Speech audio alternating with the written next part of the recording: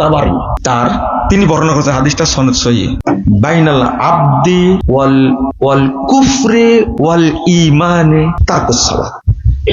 এই হাদিসটা কখনো মনে শুনেননি। রাসূল সাল্লাল্লাহু আলাইহি ওয়াসাল্লাম বলেছেন যে আপনারা শুনেছেন যে হাদিসটা, সেটা হলো বান্দা আর কাফের মুশরিকের পার্থক্য কি, এতটুকু। কিন্তু এই হাদিসের মধ্যে একটা শব্দ আসছে ওয়াল ঈমান, ঈমান আর কুফরের মধ্যে পার্থক্য কি, সালাত।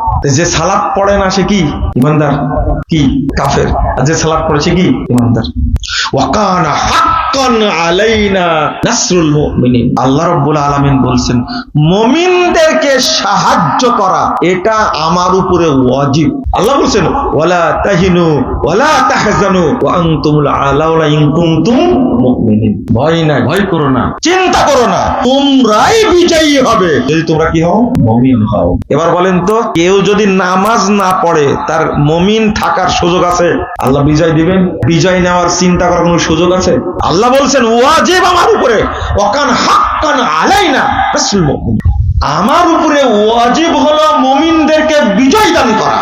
আল্লাহ বলছেন, আল্লাহ আরো বলছেন ওয়ালা তাহিনু ওয়ালা তাহজানু ওয়া আনতুমুল আলাউনা। তোমরা ভয় করো না, চিন্তা করো না, তোমরাই বিজয়ী হবে যদি তোমরা কি মুমিন হও। তাহলে বিজয় পাওয়ার জন্য দরকার কি, মুমিন হওয়া।